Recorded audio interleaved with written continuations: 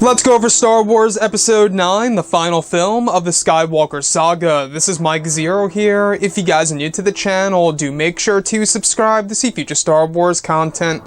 Now, as you all know, Episode 9 has a handful of new characters entering into this film, as well as returning characters such as Kylo Ren, Rey, Finn, Poe, Luke, Lando. We even have Leia coming back by unused footage from both The Force Awakens and The Last Jedi. So a lot of stuff is happening for Episode 9. Now, these past couple of weeks or so, we've been going over all of the different set leaks, set designs, concept art and storyboard descriptions, etc., one of which specifically has all to do with Anakin's Force Ghost and Kylo Ren, which could very well mean that Anakin saves Kylo Ren in Episode 9. Specifically, a description of Kylo Ren in front of the Force Ghost of his grandfather Anakin. The hood is over Anakin's head. Like Yoda's Force Ghost, it seems to be able to interact with the world. Anakin's hand is touching Ren's shoulder. The next description shows what appears to be Ben Solo in the future, with Jedi-like robes. This could be Anakin showing Kylo his future if he takes the right path. So I wanted to look at the subject here of Anakin Skywalker saving Kylo Ren in Episode 9.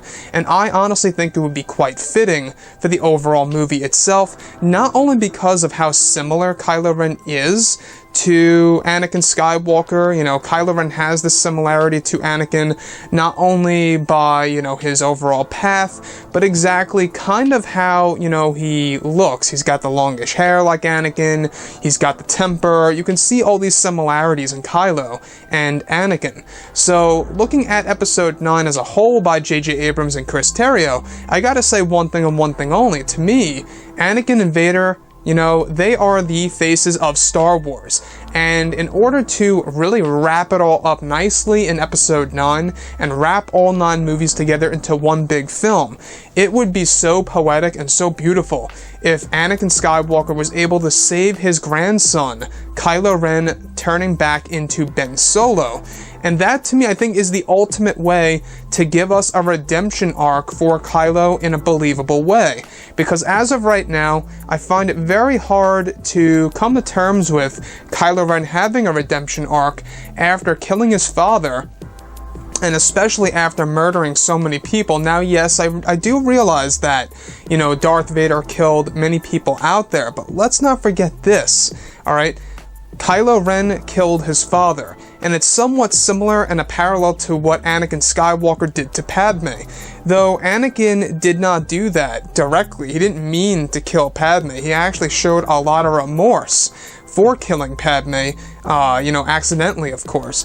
But looking at Kylo Ren, he intentionally killed his father, and I'm not quite sure if a lot of people would accept a redemption arc for Kylo Ren unless done in a very nice and legendary way, such as Anakin saving Kylo Ren.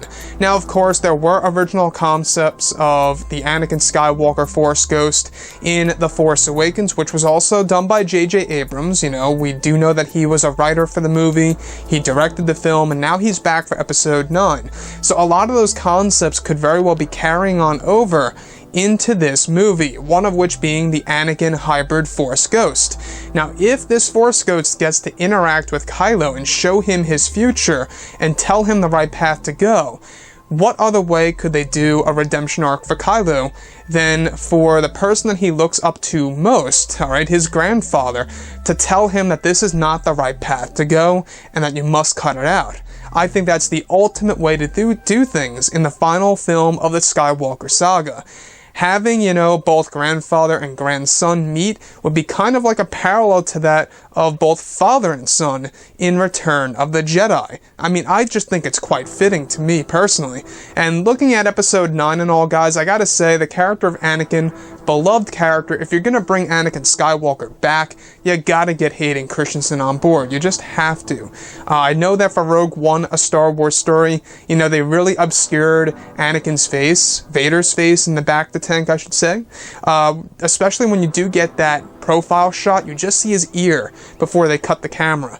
They didn't want to show, Vader's face in that bacta tank, which was kind of upsetting in Rogue One. I wanted to see more transparency in that bacta tank to see Vader's limbs completely severed, hanging on those wires. I wanted to see all of that all the more clearly.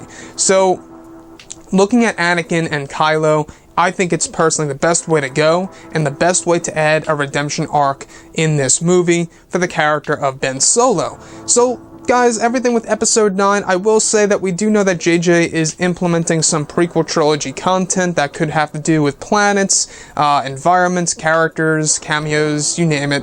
A lot of things are happening in this movie. There's a lot of talk that it's going to be the longest Star Wars film to date, which honestly makes sense because look how many new characters are coming into play here. We have 7 new characters as well as returning characters. We have Lando Calrissian, right? We got Maz Kanata coming back. We got Luke Skywalker and Leia returning. We got so many new characters and returning characters in this movie that I just think it's got to be at least 2 hours and 45 minutes because, remember, in the running time, alright, in the runtime of a movie, credits are included, and that's at least 15 to 20 minutes alone. But anyways, guys, drop a comment below. Let me know what you think about all of this in the comments, and if you guys did enjoy the content for today, do make sure to drop a thumbs up on this video to support the channel. I thank you all so very much for the kind support, and I'll catch you guys next time.